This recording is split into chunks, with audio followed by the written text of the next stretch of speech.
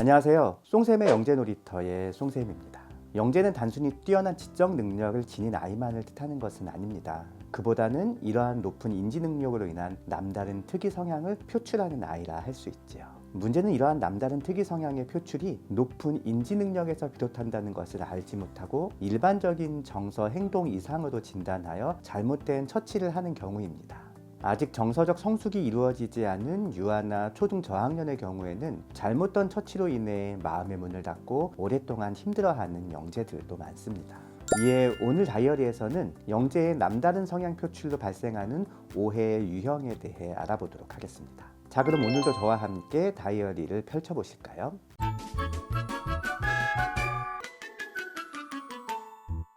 영재들의 남다른 성향으로 인해 발생하는 첫 번째 오해는 잘난 척하는 아이로 보이는 것입니다. 영재 상담을 하다 보면 자기 이야기만 하고 남의 이야기를 듣지 않으려 하는 아이들을 종종 만나게 됩니다. 상담 중간에 아이의 말을 끊거나 화제를 돌리면 노골적으로 불만이나 경계를 보이는 경우도 있습니다. 자신의 말을 끊는 것은 싫어하면서 다른 사람의 말은 잘도 끊고 자기 이야기만 하곤 하지요.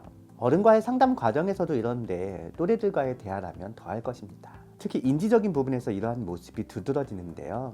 그러다 보니 잘난 척하는 아이처럼 보이기 십상입니다. 영재들은 몰랐던 것을 알게 되었을 때 느끼는 희열이 일반 아동보다 큰 편입니다. 그래서 주변의 다른 친구들도 자신과 같을 것이라 생각하고 자신이 알게 된 새로운 지식을 친구들에게 전달해 주려 합니다. 자기 딴에는 즐거운 것을 친구들과 나눈다고 생각한 것이지요. 문제는 일반적인 아이들이 영재만큼 지적 충족의 희열을 느끼지 못한다는 점입니다. 그래서 이를 교류라 생각하지 못하고 지식에 대한 과시로 오해할 수 있습니다.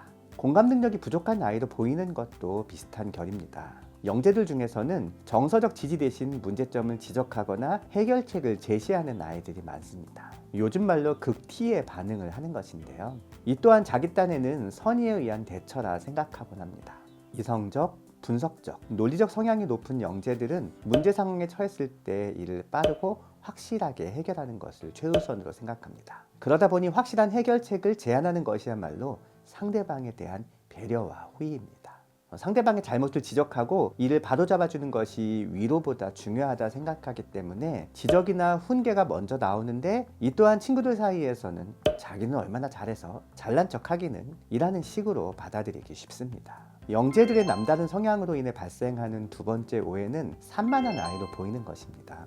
영재의 특성 중 하나로 과제 집착력을 꼽습니다. 이는 과제의 성격과 무관한 집중력과는 약간 다르게 작용합니다. 꽂히는 것에만 엄청난 몰입을 보이는 것이지요. 하지만 이렇게 꽂히는 것을 찾기 위해서는 폭넓은 탐색이 선행되어야 합니다. 많은 옷을 입어봐야 자신에게 어울리는 디자인과 색을 찾을 수 있는 것과 같은 이치이지요. 물론 이것은 일반적으로 모두에게 통용되는 이야기입니다. 다만 여기서 다른 점은 그것을 지치지 않고 끝까지 찾도록 만드는 에너지의 차이이지요. 좋은 물건을 사기 위해 몇 시간의 웹서핑을 마다하지 않는 사람도 있지만 이것에 에너지를 쏟는 것을 귀찮거나 힘들어하는 사람도 있습니다. 그러므로 대부분 적당한 선에서 타협을 하지요. 어떻게 보면 나는 합리적이라는 생각이 들기도 합니다. 하지만 영재들이 생각하는 합리적이란 것은 적당한 타협을 통해 최적의 해결을 찾는 것이 아닌 노력의 절대치를 고려하지 않은 최선의 해결입니다. 그러기 위해 몇 번이고 새로운 도전을 두려워하지 않는 노력과 의지가 준비되어 있지요. 역설적이게도 이것은 다른 사람에게 변덕으로 보일 수 있습니다. 꽂히는 하나를 찾을 때까지 과도하게 다양한 경험에 집착할 수도 있고 탐색에 온갖 신경이 곤두서 있는 경우에는 다른 사람의 이야기나 제안에 집중을 하지 않기 때문에 쟤는 왜 내가 하는 말을 듣지 않고 늘 딴 생각만 하지? 라고 오해할 수 있는 것이죠. 영재들의 남다른 성향으로 인해 발생하는 세 번째 오해는 이기적인 아이로 보이는 것입니다. 앞에서 이야기한 것처럼 영재들은 타협을 선호하지 않습니다. 거기에 논리적, 분석적 성향까지 합류하면 고집불통의 행동을 보이곤 하지요. 어떤 측면에서는 오해라기보다 실제로 그럴 수 있다고 인정해야 할지도 모르겠습니다. 문제는 영재들의 이기적인 모습이 일반 아동에 비해 과도하게 두드러져 보인다는 점입니다. 영재들은 앞뒤를 따지지 않고 무턱대고 자기 주장만을 하지는 않습니다. 인지 능력이 높고 상황을 읽는 능력도 우수하기 때문에 자신의 생각을 관철시키기 위한 나름의 분명한 논리가 있지요. 상대방 또한 자신의 논리로 맞서면서 논쟁이 길어지면 대부분은 적당한 선에서 타협하거나 논쟁의 피로를 피하기 위해 거짓으로 항복하거나 하지만 영재들은 이것이 쉽지 않습니다. 위에서 언급한 극T의 성향이 발동하기도 하거니와 높은 에너지와 열정으로 인해 긴 논쟁에서도 지치지 않을 자신이 있기 때문이지요. 이러한 열정을 높게 사는 사람들도 있지만 대부분은 버릇이나 예의가 없는 아이, 남에게 함부로 하는 아이, 자기 주장만을 일방적으로 강요하는 아이로 보곤 합니다. 영재들이 일반 아동에 비해 고집의 강도는 셀 수 있지만 빈도는 높지 않습니다. 평균적으로는 비슷하지만 강도가 주는 임팩트로 인해 과하다고 인식하는 것은 아닐까요? 영재들의 남다른 성향으로 인해 발생하는 네 번째 오해는 까다로운 아이로 보이는 것입니다. 까다로운 아이라는 오해는 앞에서 언급한 모든 상황이 집약된 형태입니다. 고집을 꺾을 줄도 모르고 자기 이야기만 하며 과실을 위해 어려운 말만 골라 일부러 하는 까다롭고 불편한 아이라 생각하는 것이지요. 어찌 보면 이는 오해라기보다는 사실에 가깝다고 할 수도 있겠습니다. 상식적으로 이해할 수 없는 행동을 하는 빈도가 일반 아동에 비해 높은 것이 사실이니까요. 하지만 저는 까다로운 아이라는 표현보다는 어려운 아이라는 표현이 더 정확하다고 생각합니다. 타고난 성향이 다르기 때문에 일반적이지 않고 그래서 좀 더 세심하게 접근해야 하는 것을 까다롭다는 것으로 몰아가서는 안 되기 때문이지요. 영재들의 까다로움은 계산된 행동이 아닙니다. 이를 지나치게 아이 개인의 탓으로 돌리는 것은 불공평합니다. 키가 작은 아이에게 너 왜 이렇게 키가 작니? 못생긴 아이에게 너 왜 이렇게 못생겼니? 라고 아이를 탓하는 사람은 없습니다. 일부 더 성숙한 사람들에게 놀림거리가 될 수는 있겠지만 이를 비난거리로 삼는 것은 그 사람의 잘못이지요.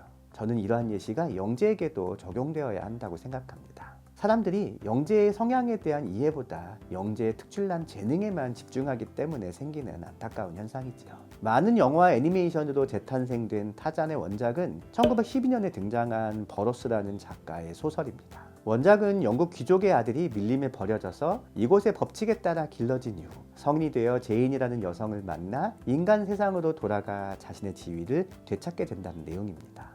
인간 세상의 환멸을 느껴 다시 밀림으로 돌아간다는 것보다는 귀족으로서의 자신의 지위를 되찾는다는 것에 더 큰 비중이 있지요.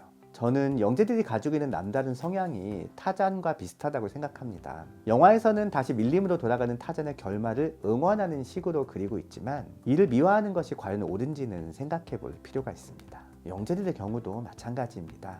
이들의 남다른 성향을 무조건 받아주어야 한다는 것은 아닙니다. 타잔이 살아가야 할 곳이 밀림이 아닌 것처럼 영재들만 모여있는 곳에서 평생을 살 가능성은 없습니다. 영재들이 이렇게 태어났으니 무턱대고 이들의 잘못된 행동을 덮어주자는 것도 아닙니다. 영재들도 자신의 성향만을 고집하지 않고 사회의 일반적인 분위기에 맞추려는 노력을 해야 하지요.